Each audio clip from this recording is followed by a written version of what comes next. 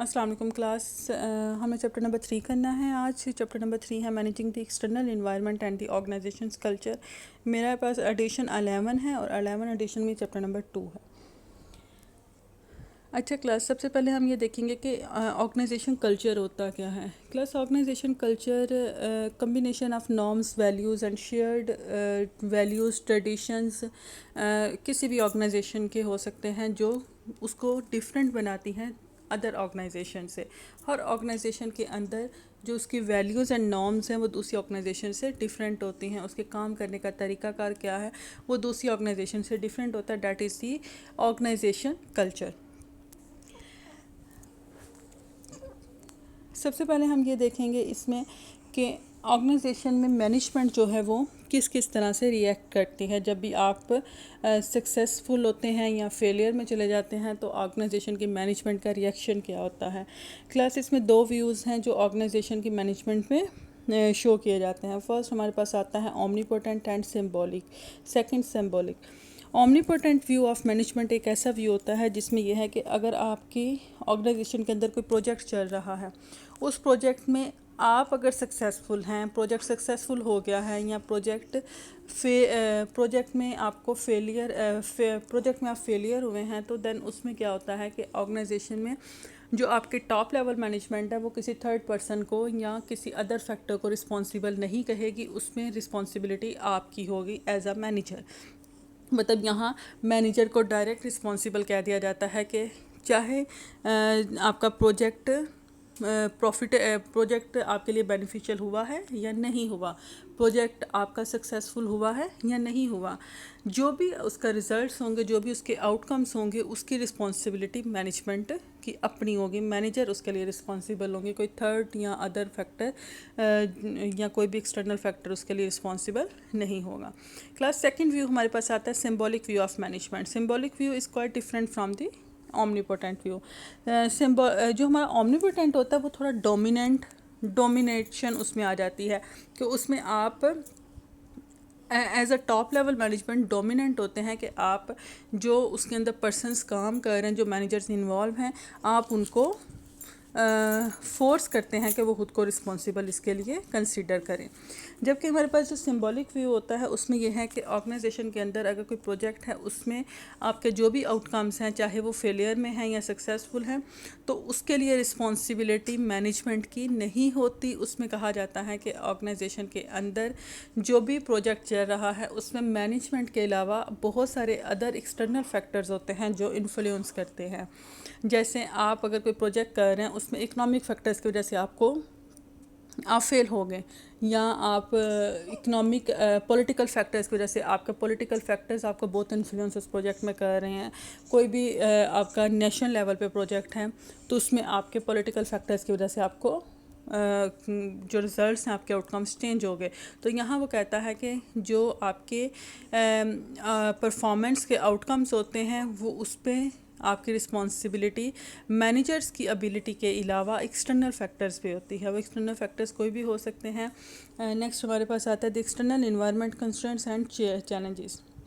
Plus external environment actually आपकी कुछ factors and forces होती हैं जो आपकी ऑर्गेनाइजेशन के बियॉन्ड होती हैं, ऑर्गेनाइजेशन के अंदर की नहीं होती। जैसे आपके कंपेटिटर्स हैं, आपके पॉलिटिकल फैक्टर्स हैं, सोशो कल्चर फैक्टर्स हैं, या आपके ग्लोबल फैक्टर्स हैं, मैनी अदर फैक्टर्स जो आपको इन्फ्लुएंस करते हैं आउटसाइड द ऑर्गेनाइजेशन। तो यहाँ हम इन फैक्टर्स को पहले डिस्कस करेंगे। क्लास के बेसिकली 6 फैक्टर्स हैं जो एक्सटर्नल एनवायरनमेंट को इन्फ्लुएंस करते हैं। उसमें सबसे पहले हमारे पास आता है economic factors. Class, economic factors एक ऐसा फैक्टर होता है जिसमें हम लोग अपने इकोनॉमी से रिलेट जितने भी कंपोनेंट्स हैं उनको कंसीडर करते हैं। लाइक आपके इंटरेस्ट रेट हैं, इन्फ्लेशन है, changes in the disposable income, stock market fluctuation and business cycle stages. Interest rate का आपको पता है कि जो हमारी बैंक हमें ऑफ़र कर रहा होता है। इन्फ्लेशन रेट्स जो होते हैं, इन्फ्लेशन चेंजेस या इन्फ्लेशन रेट्स जो होते हैं वो भी आपके इकोनॉमिक फैक्टर्स में आते हैं जो आपके ऑर्गेनाइजेशन की जो आपकी कंट्री की करेंसी को इन्फ्लुएंस करते हैं। उसके बाद हमारे पास आते हैं disposable income. Disposable income class एक ऐसी इनकम होती है जिसमें हम अपनी जो इन्फ्लेशन है उसकी वजह से हमारे इनकम में चेंजेस आ रही हैं। जैसे फॉर एग्ज़ाम्पल, आप अगर आपकी करेंसी की वैल्यू अगर कम हो गई है, मतलब करेंसी की सप्लाई ऑफ मनी आपकी कंट्री में ज़्यादा है बट उसकी वर्थ जो है वो कम हो गई है, तो आपने अगर 200 में 4 आइटम्स पहले परचेज़ कर रहे थे, अब अगर आप 200 में 2 आइटम्स परचेज़ कर रहे हैं, मतलब प्राइसेस ज़्यादा हो गई हैं बट वर्थ करेंसी की कम हो गई है। आपके पास सप्लाई ऑफ मनी ज़्यादा है बट उसकी वर्थ कम है। तो वो इनकम जिससे आप अपनी जो डेली लाइफ की या आपकी जो भी बेसिक नेसेसिटीज़ हैं उनको परचेज़ करते हैं या अपने एक्सपेंसेस में यूज़ करते हैं, that is the disposable income. उसके बाद हमारे पास स्टॉक मार्केट फ्लक्चुएशन, ये हमारे जो शेयर्स एंड जो भी हमारी स्टॉक में चेंजेस आती हैं, एंड बिजनेस साइकिल स्टेजेस। उसके बाद सेकंड हमारे पास आता है डेमोग्राफिक कंपोनेंट। डेमोग्राफिक कंपोनेंट हमारे पास किसी भी कंट्री के जो पर्सनस हैं, जो उसके इंडिविजुअल्स हैं, जो उसके लोग हैं, उनकी पर्सनल इंफॉर्मेशन होती है, जैसे आपकी race, gender, age, education level, geographical location, income, family composition etcetera. उसके बाद पॉलिटिकल एंड लीगल कंपोनेंट्स हैं। आपकी ऑर्गेनाइजेशन इन्फ्लुएंस हो सकती है आपकी कंट्री के लॉस में चेंजेस की वजह से, रूल्स में चेंजेस की वजह से। Federal, state and local rules या लॉस वगैरह जब चेंज होते हैं तो आपकी कंट्री की जो आपकी ऑर्गेनाइजेशन होती है वो बहुत इन्फ्लुएंस करती है। उसके बाद हमारे पास आते हैं उसके बाद हैं socio culture component. Socio culture component हमारे होते हैं जिसमें हमारे सोशल फैक्टर्स भी आ जाते हैं एंड कल्चरल फैक्टर्स भी आ जाते हैं, such as values, attitudes, trends, traditions, life styles, beliefs and patterns of life. तो ये बहुत सारे ऐसे फैक्टर्स होते हैं जो आपकी सोसाइटी में भी आपको इन्फ्लुएंस करते हैं, बट ये आपके कुछ कल्चर्स में भी, जैसे हम कहते हैं कि हमारी कल्चरल वैल्यूज़ होती हैं, हमारा ये ड्रेस जो है कल्चरल वैल्यूज़ के अकॉर्डिंग है, बट वो सोसाइटी में भी एक्सेप्टेबल होता है। That is the socio culture factor, जो कम्बिनेशन हो जाते हैं आपके कल्चर के एंड सोसाइटी के। उसके बाद है टेक्नोलॉजिकल कंपोनेंट। डेफिनेटली जब टेक्नोलॉजी इम्प्रूव करती है तो आपकी ऑर्गेनाइजेशन में जो भी आप प्रोडक्शन कर रहे हैं उससे रेलिवेंट अगर कोई टेक्नोलॉजी आपके कंपेटिटर्स यूज़ कर रहे हैं जो एडवांस टेक्नोलॉजी है, तो डेफिनेटली आप इन्फ्लुएंस करेंगे। आप अगर इसमें बैकवर्ड टेक्नोलॉजी यूज़ कर रहे हैं तो डेफिनेटली अगर वो एडवांस टेक्नोलॉजी यूज़ करेंगे तो आपका जो ऑर्गेनाइजेशन की परफॉर्मेंस है वो बहुत ज़्यादा इन्फ्लुएंस करती हैं। उसके बाद क्लास हमारे पास आता है ग्लोबल फैक्टर्स। ऐसे फैक्टर्स होते हैं जो आपकी, जैसे IMF में चेंजेस अगर आते हैं, उसके रूल्स चेंज होते हैं, या आपकी कोई भी ऐसी ऑर्गेनाइजेशन जो आपकी ओवरऑल ग्लोबली रिएक्ट कर रही है, उसमें अगर चेंजेस होंगे तो आपकी ऑर्गेनाइजेशन डेफिनेटली इन्फ्लुएंस करेगी। अगर आप ग्लोबल बिजनेस करते हैं, अगर आप इंटरनेशनल बिजनेस कर रहे हैं, या अगर आप क्रॉस कंट्री, क्रॉस नेशनल काम कर रहे हैं, तो उस सूरत में आपकी जो ऑर्गेनाइजेशन है वो बहुत ज़्यादा इन्फ्लुएंस करेंगे। उसके बाद क्लास इसने इकोनॉमिक इन्वायरमेंट और डेमोग्राफी को थोड़ा एक्सप्लेन किया हुआ है। इकोनॉमिक इन्वायरमेंट में कुछ भी सच नहीं है, बस इसमें इसने ये बताया हुआ है कि हमारे जो इकोनॉमिक क्राइसिस जब आया था, ग्रेट रिसेशन जिसे हम कहते हैं ग्रेट रिसेशन, तो उस सूरत में हमारी जो ऑर्गेनाइजेशन से यूनाइटेड स्टेट में उन्होंने बहुत ज़्यादा इन्फ्लुएंस किया था, बिकॉज आपकी इकोनॉमी जब चेंज होती है तो इकोनॉमिक स्टेबलाइजेशन ये बहुत ज़्यादा अफेक्ट करती है। इसमें है डेमोग्राफिक इन्वायरमेंट में, अच्छा इसमें इकोनॉमिक फैक्टर में उसने एक और चीज़ बताई है, वो आपने नहीं करनी। इकोनॉमिक फैक्टर्स जो हैं या इकोनॉमिक इन्वायरमेंट, इसको बहुत ब्रीफली आपने करना है। इसके अलावा 2 आगे वाले जो पॉइंट्स हैं मेरे एडिशन में नहीं है वो, मगर आपने भी वो नहीं करने। The global economy and the economic context और economic equality and economic context, ये आपने चीज़ें नहीं करनी। उसके बाद क्लास हमारे पास आता है डेमोग्राफिक इन्वायरमेंट की जब भी हम बात करते हैं तो हमारे पास जेंडर, एज, रेस, इन चीज़ों को डिस्कस किया जाता है, बट USA के अकॉर्डिंग यूएस के अकॉर्डिंग जो है डेमोग्राफिक इन्वायरमेंट यूएस रिसर्चर्स के अकॉर्डिंग उसमें हमारे पास जेंडर के एज के पॉइंट ऑफ व्यू से 3 जनरेशन्स आती हैं। फर्स्ट जनरेशन हमारे पास आती है baby boomers, generation Y second and third आती है post millennials. Plus baby boomers एक ऐसी जनरेशन है जो बिटवीन द 1946 एंड 1964 में बॉर्न हुए, और इनकी जो स्पेशलिटी है वो ये है कि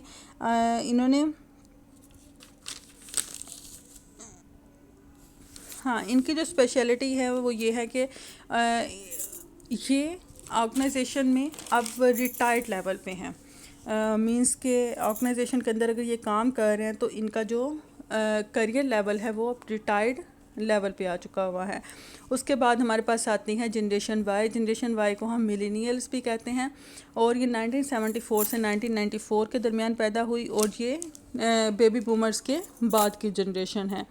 and this age group is also the large in number and making is imprint on external environmental conditions and because ये अपने करियर की पीक लेवल पे हैं, और जब भी ऑर्गेनाइजेशन के अंदर जब भी फ्लक्चुएशंस आती हैं ये ह्यूमन रिसोर्सेज में, आपके जनरेशन वाई की वजह से आते हैं, बिकॉज ये अपने कैरियर को बहुत ज़्यादा स्टेबल कर चुके होते हैं, और जितनी भी ऑर्गेनाइजेशन में चेंजेस होती हैं वो आपके जनरेशन वाई की वजह से इन्फ्लुएंस होती हैं। चाहे वो टेक्नोलॉजी की हो, चाहे वो क्लॉथिंग स्टाइल की हो, या कोई भी आपका एटीट्यूड हो ऑर्गेनाइजेशन में काम करने से रेलिवेंट, तो उसमें इनका इन्फ्लुएंस ज़्यादा होता है। उसके बाद हमारे पास आते हैं पोस्ट मिलेनियल्स को हम टीनेजर्स भी कहते हैं और आई जनरेशन भी कहते हैं। उसके अलावा इसको हम टच स्क्रीन जनरेशन भी कहते हैं, जो आज की जनरेशन है। इनका जो टाइम पीरियड है वो आफ्टर 1994 टू 2000 ऑनवर्ड। तो मतलब कि हम खुद को कंसीडर अगर आप लोग खुद को या हम लोग खुद को कंसीडर करें जो 90s में पैदा हुए, और इनका जो आज की जनरेशन है वो टेक्नोलॉजी पे बेस कर रही है। ऐसा ये इम्पॉर्टेंट नहीं है, बस इसमें वो पूछ सकता है आपसे कि डेमोग्राफिक इन्वायरमेंट के अकॉर्डिंग जो है आपकी कितनी टाइप्स की जनरेशन है, तो उसका आपने थोड़ा सा एक्सप्लेन करना है। ऐसा ये लॉन्ग क्वेश्चन में नहीं आता। उसके बाद है how the external environment affects the managers. Plus managers जब ऑर्गेनाइजेशन में काम करते हैं तो ऑर्गेनाइजेशन में जो पॉलिसीज़ बनती हैं वो तो उनको इन्फ्लुएंस करती हैं, बट उसके अलावा बहुत सारे एक्सटर्नल फैक्टर्स जो अभी हमने जिनमें से 6 फैक्टर्स को डिस्कस किया वो भी बहुत ज़्यादा उसे इन्फ्लुएंस करते हैं। उससे ये होता है कि आपके ऑर्गेनाइजेशन में जो मैनेजर्स हैं उनकी जॉब्स पे अफेक्ट पड़ता है। उसके अलावा ऑर्गेनाइजेशन की अनसर्टेनिटी जो है वो इन्फ्लुएंस होती है, और स्टेक होल्डर्स वगैरह। तो यहाँ वो कहता है कि how the external environment affects the managers. यहाँ 3 वेज में हम डिस्कस इसको करेंगे, jobs and employment. Plus managers की जॉब चाहे वो पीक लेवल पे हो, उनकी गुड कंडीशन में हो जॉब, या बैड कंडीशन में हो, या कोई भी उसकी कंडीशन चल रही हो, या कोई भी सिचुएशन हो, तो जब भी ऑर्गेनाइजेशन में कंट्री के अंदर एक्सटर्नल फैक्टर्स में चेंजेस आएगी, आपके मैनेजर्स की जॉब इन्फ्लुएंस करेगी, आपका एम्प्लॉयमेंट लेवल बहुत ज़्यादा अफेक्ट करेगा। जैसे अगर आजकल के टाइम पीरियड में देखा जाए तो हमारी कंट्री के अंदर जो भी चेंजेस आई, जो भी हमारे फैक्टर्स में चेंजेस आई, उससे जॉब पे बहुत ज़्यादा इन्फ्लुएंस हुआ। आपकी एम्प्लॉयमेंट लेवल जो है वो बहुत ज़्यादा चेंज हुआ। कुछ लोगों के लिए तो जॉब्स इंक्रीज़ हुई, जॉब जो है वो फेवरेबल हुई, कुछ लोगों के लिए वो अनफेवरेबल हुई। तो ये है फैक्टर्स जो बेशक ऑर्गेनाइजेशन के अंदर नहीं हैं बट ऑर्गेनाइजेशन के बाहर हैं, बट ये डायरेक्टली ऑर्गेनाइजेशन को अफेक्ट करते हैं। उसके बाद है assessing the environment uncertainty. Plus हम जब अनसर्टेनिटी की बात करते हैं तो इट मीन्स कि डिग्री ऑफ चेंज होता है कि आपकी ऑर्गेनाइजेशन में किस हद तक चेंजेस आ रही हैं। अगर तो ऑर्गेनाइजेशन के अंदर चेंजेस जो हैं वो फ्रीक्वेंटली आ रही हैं, एवरी मोमेंट आपकी ऑर्गेनाइजेशन का एनवायरनमेंट चेंज हो रहा है, तो that is the dynamic environment. और अगर चेंजेस जो हैं मिनिमल हैं, माइनर चेंजेस आ रही हैं जो बहुत ज़्यादा अफेक्ट नहीं कर रही, तो इट मीन्स कि आपकी ऑर्गेनाइजेशन का एनवायरनमेंट जो है स्टेबल एनवायरनमेंट है। उसके बाद सेकंड कंपोनेंट जो है हमारी अनसर्टेनिटी को अफेक्ट करता है वो है environmental complexity. Environmental complexity class ऐसा एक फैक्टर होता है जिसमें यह है कि आपकी ऑर्गेनाइजेशन में कितने कंपोनेंट्स हैं जो ऑर्गेनाइजेशन के इन्वायरमेंट को अफेक्ट कर रहे हैं। Number of components, number of factors जो आपकी ऑर्गेनाइजेशन को अफेक्ट कर रहे हैं। उसके अलावा इन फैक्टर्स, इन कंपोनेंट्स के बारे में आपको किस हद तक इंफॉर्मेशन है। कुछ होते हैं कि जैसे ऑर्गेनाइजेशन में अगर चेंजेस आनी है, जैसे हमें पता है कि ऑर्गेनाइजेशन की ये पॉलिसी चेंज होगी, that is the one component, but वो पॉलिसी आपको किस हद तक इन्फ्लुएंस करेगी, that is the knowledge of component, knowledge about component, that component कि आपको उस कंपोनेंट के बारे में कितना नॉलेज था कि आपका इन्वायरमेंट अगर चेंज हो रहा है या आपका ये कंपोनेंट चेंज हो रहा है तो उससे आपको कितना अफेक्ट पड़ रहा है। उसके बाद है क्लास, हमारे पास यहाँ एक हमारे पास टेबल है जिसमें हमारे पास 4 कंपोनेंट्स आ रहे हैं, stable, dynamic, simple and complex. ये इन्हीं 2 फैक्टर्स को वो एक्सप्लेन कर रहे हैं। एक हमारे पास ये जो डिग्री ऑफ चेंज है और सेकंड इन्वायरमेंटल कम्प्लेक्सिटी। ये दोनों जो degree of change and environmental complexity है ये हमारी अनसर्टेनिटी के कंपोनेंट्स हैं। हमारी अनसर्टेनिटी इन 2 कंपोनेंट्स पे बेस करती हैं और ये इन 2 कंपोनेंट्स के भी फर्दर 2 डायमेंशंस हैं, एक डिग्री ऑफ चेंज का स्टेबल एंड डायनामिक और उसका हमारे पास कम्प्लेक्स एंड सिंपल। इसमें हम 4 ब्लॉक्स हमने बनाए हुए हैं, cell number 1, cell number 2, cell number 3 and cell number 4। जो हमारे पास सेल नंबर 1 आ रहा है उसमें यह है कि हमारा जो इन्वायरमेंट है एक तो वो सिंपल है, प्रेडिक्टेबल है, हमें पता है कि what will be happen in future and in near future, और दूसरा स्टेबल है, ज़्यादा चेंजेस नहीं आ रही। सेकंड अगर हम देखें तो उसमें यह है कि हमारा इन्वायरमेंट सिंपल तो है बट डायनामिक है। सिंपल मीन्स कि हमें इतना पता है कि हमारा सिंपल इस सेंस में आप कह लें कि आपकी जो इन्वायरमेंट है उसमें चेंजेस अगर आ रही हैं तो वो चेंजेस आपके लिए कंसिडरेबल हैं। अनप्रेडिक्टेबल तो है बिकॉज डायनामिक है, डायनामिक होता है कि आपके environment time to time change हो रहा है। तो यहाँ अनप्रेडिक्टेबल है बट किसी हद तक आपका इन्वायरमेंट आपके लिए सिंपल है बिकॉज यहाँ बहुत कम कंपोनेंट्स होंगे जो आपके इन्वायरमेंट में चेंज होंगे। चेंजिंग ज़्यादा आ रही हैं बट कंपोनेंट्स कम है, 2 हो सकते हैं, 4 हो सकते हैं। उसके बाद हमारे पास आता है सेल नंबर 3। सेल नंबर 3 में कहते हैं इन्वायरमेंट स्टेबल है बट उसकी प्रेडिक्टेबिलिटी कम है, मतलब आपके लिए वो प्रेडिक्टेबल है, आप उसको परसीव कर सकते हैं कि what will be happen in future, मगर यहाँ हमारे कंपोनेंट्स ज़्यादा हैं। सिंपल सी बात है, अगर क्लास कंपोनेंट्स आपके ज़्यादा आ रहे हैं जो आपके इन्वायरमेंट को चेंज कर रहे हैं तो आपका इन्वायरमेंट कम्प्लेक्स होगा, अगर कंपोनेंट्स कम आ रहे हैं तो आपका इन्वायरमेंट सिंपल होगा। एंड सेल नंबर 4 उसमें भी यही है कि हमारा इन्वायरमेंट जो है यहाँ बहुत ज़्यादा डायनामिक भी है और कम्प्लेक्स भी है। कम्प्लेक्स इस सेंस में कि हमारे कंपोनेंट्स बहुत ज़्यादा हैं और डायनामिक इस सेंस में कि हमारे कंपोनेंट्स डिग्री ऑफ चेंज जो है वो भी ज़्यादा है। सेल नंबर 4 जो है वो सबसे ज़्यादा एक्सट्रीम लेवल पे है, हाई इंटेंसिटी को ये शो कर रहा है बिकॉज यहाँ सब कुछ आपका बहुत स्पीडली जा रहा है, चेंजेस भी ज़्यादा आ रही हैं, कम्प्लेक्सिटी भी ज़्यादा है। और उसी के ऑपोजिट हमारा सेल नंबर 1 आता है कि यहाँ आपका इन्वायरमेंट स्टेबल भी है और कंपोनेंट्स भी आपके बहुत कम हैं। ये इम्पॉर्टेंट क्वेश्चन है, ये जो हमने टॉपिक किया ये इम्पॉर्टेंट टॉपिक है जो आपके, मैं एक दफ़ा इसको रिपीट कर देती हूँ। How the external environment affects the managers. इसमें पहला हमारे पास जॉब्स एंड एम्प्लॉयमेंट है, सेकंड हमारे पास असेसिंग द इन्वायरमेंटल अनसर्टेनिटी, और थर्ड पॉइंट हमारे पास आता है stakeholders relationship. Stakeholders class ऐसे पर्सन्स होते हैं जो ऑर्गेनाइजेशन में डायरेक्टली या इनडायरेक्टली इन्वॉल्व होते हैं, जिनका ऑर्गेनाइजेशन में किसी हद तक इन्वॉल्वमेंट होती है। जैसे फॉर एग्जांपल आपके कंपेटिटर्स हैं जो आपको इन्फ्लुएंस करते हैं, या आपके कस्टमर्स हैं, एम्प्लॉयज़ हैं, यूनियंस होती हैं जो ऑर्गेनाइजेशन के अंदर बनी होती हैं, शेयर होल्डर्स हैं, communities, suppliers, each and every person जो आपकी ऑर्गेनाइजेशन को किसी ना किसी पॉइंट ऑफ व्यू से इन्फ्लुएंस करेगा। क्लास के 5 मार्क्स के भी आ सकते हैं, 20 मार्क्स का भी आ सकता है। 5 मार्क्स के अगर आएँ तो इसमें ज़्यादा इंपॉर्टेंट आपका अनसर्टेनिटी वाला पॉइंट है, और 20 मार्क्स में अगर आए तो आपको कम्प्लीटली ये तीनों पॉइंट्स करने होते हैं। उसके बाद क्लास हमारे पास आता है organisation culture, constraints and challenges. Organisation culture, इसमें यहाँ डेफिनेशन भी आपके पास मौजूद है। ऑर्गेनाइजेशन कल्चर हमारे पास होता है has been described as the shared values, principles, traditions and ways of doing things that influence the way organisation members act.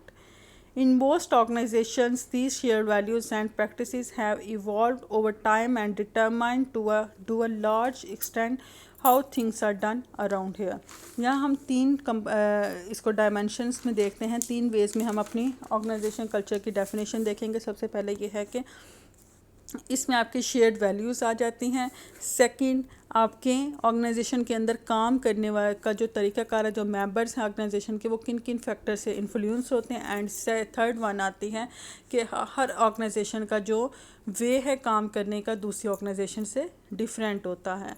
तो that is the organisation culture, जो 3 चीज़ों पे आपका कंसिस्ट है। First one shared values, principles and traditions. Second, आपकी organisation के अंदर काम करने का जो ऑर्गेनाइजेशन के मेंबर्स हैं वो इन्फ्लुएंस होते हैं बहुत सारे अदर फैक्टर्स से, जो एक्सटर्नल फैक्टर्स में आ जाते हैं। एंड थर्ड वन, ऑर्गेनाइजेशन में जो लोग काम कर रहे हैं उनका तरीक़ाकार दूसरे ऑर्गेनाइजेशन में काम करने वालों से डिफरेंट होता है।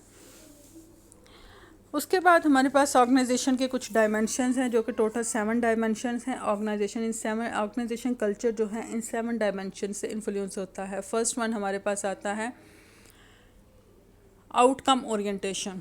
ऑर्गेनाइजेशन के अंदर एक अगर ऐसा कल्चर है जिसमें हम ये फोकस करते हैं कि काम करने का तरीक़ाकार चाहे कोई भी है, आपका मतलब वेज ऑफ डूइंग थिंग्स कोई भी हो, बट उसमें आपके आउटकम्स ज़्यादा होना चाहिए, आपका रिजल्ट्स जो है वो पॉजिटिव होने चाहिए, आपकी परफॉर्मेंस आउटकम्स आपके हाई होने चाहिए। ये होता है आउटकम ओरिएंटेशन। सेकंड आता है पीपल ओरिएंटेशन।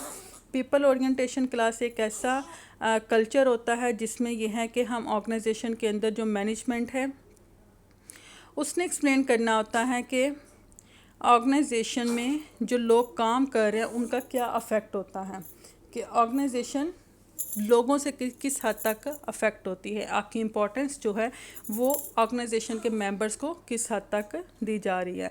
उसके बाद टीम ओरिएंटेशन, के ऑर्गेनाइजेशन में जो लोग काम करते हैं वो टीम वे में काम करना ज़्यादा पसंद करते हैं, कि आपकी कोशिश होती है कि आप टीम्स बनाएं और उस बेस पे काम करें। उसके बाद अग्रेसिवनेस है, ये आपका डोमिनेटिंग कंपोनेंट आ जाता है, कि ऑर्गेनाइजेशन में जो लोग काम करते हैं वो डोमिनेंट होते हैं, अग्रेसिव होते हैं, कि वो क्या कहते हैं उसको, कोऑपरेशन उनके अंदर नहीं होती, कोऑपरेटिवली काम नहीं करते, कंपैटिटिवली वे में काम करते हैं, एक दूसरे को compete कर रहे होते हैं, कोशिश करते हैं कि हमारा मतलब हम अपने जो हमारे साथ काम कर रहे हैं, जो सबॉर्डिनेट्स हैं हमारे, या जो भी हमारे साथ वर्कर्स हैं, उनसे हम ज़्यादा अच्छा परफॉर्म करें। आपका यहाँ कंपेटिटिव फैक्टर्स आता है। सेकंड, उसके बाद नेक्स्ट आता है स्टेबिलिटी, कि ऑर्गेनाइजेशन में चेंजेस कम होती हैं, आपका यहाँ इन्वायरमेंट जो है वो डायनामिक की बजाय आपका जो है वो क्या कहते हैं उसको, स्टेबल होता है, और ऑर्गेनाइजेशन में जो डिसीजंस एंड एक्शंस होते हैं वो इतने ज़्यादा क्विकली नहीं लिए जाते, मतलब टाइम टू टाइम चेंज नहीं होते। इनोवेशन एंड रिस्क टेकिंग, मतलब ये पॉजिटिविटी की तरफ आता है। आपकी जो ऑर्गेनाइजेशन में काम करते हैं लोग, उनकी कोशिश होती है वो एक ऐसे कल्चर को उन्होंने डेवलप किया होता है जिसमें इनोवेशन ज़्यादा होती है और रिस्क टेकर्स होते हैं, वो कोशिश करते हैं कि रिस्क लें और उस बेस पे वो अपने आप को इम्प्रूव कर रहे होते हैं। एंड लास्ट वन है अटेंशन टू डिटेल, कि आप चीज़ों को ब्रीफली करना पसंद करते हैं या आप चीज़ों को डिटेल में करना पसंद करते हैं। तो यहाँ हमारा जो कल्चर है वो डिटेल वाला है, आप कोशिश करते हैं चीज़ों को हर पर्सपेक्टिव से देखा जाए और जो आपके आउटकम्स हैं उनकी डिटेल आप अपने टॉप लेवल को देते रहें। अच्छा, उसके बाद हमारे पास आता है strong culture and weak culture. Class strong culture and weak culture के कुछ यहाँ उसने पॉइंट्स बताए हुए हैं। स्ट्रॉन्ग कल्चर एक ऐसा कल्चर होता है जहाँ आपकी वैल्यूज़ जो हैं वो ज़्यादा मतलब आप एक दूसरे के साथ शेयर कर रहे होते हैं। आपको पता है जो टॉप लेवल मैनेजमेंट है उसने जो भी डिसाइड किया होता है, जो भी आपके नॉर्म्स एंड वैल्यूज़ होते हैं वो मिडल तक आते हैं, मिडल आपकी लोअर लेवल को, और हर पर्सन उन वैल्यूज़ को फॉलो कर रहा होता है। जबकि वीक कल्चर में ऐसा नहीं होता। कई दफ़ा ऐसा होता है कि आपको पता ही नहीं होता जिस ऑर्गेनाइजेशन में आप काम कर रहे हैं उस ऑर्गेनाइजेशन की वैल्यूज़ क्या हैं, आपको उसकी ट्रेडिशंस वगैरह का नहीं पता होता, मतलब वहाँ इतनी इम्पोर्टेंस इसको नहीं दी जाती। आपका कोई भी मैसेज होता है सेकंड के एक ऐसा कल्चर होता है जिसमें कोई भी मैसेज है वो क्विकली कन्वे किया जाता है, जबकि वीक कल्चर में ऐसा नहीं होता कि क्या इम्पोर्टेंट है क्या इम्पोर्टेंट नहीं है।